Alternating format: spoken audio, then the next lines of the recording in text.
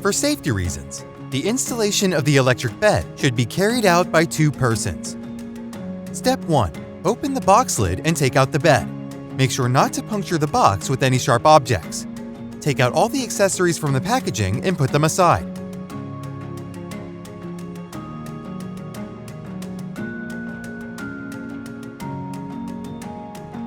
Step 2.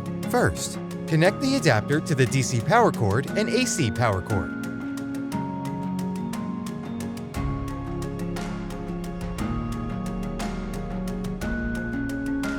Second, connect the DC power cord to the control box.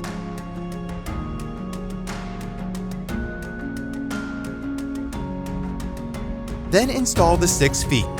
Rotate them to tighten.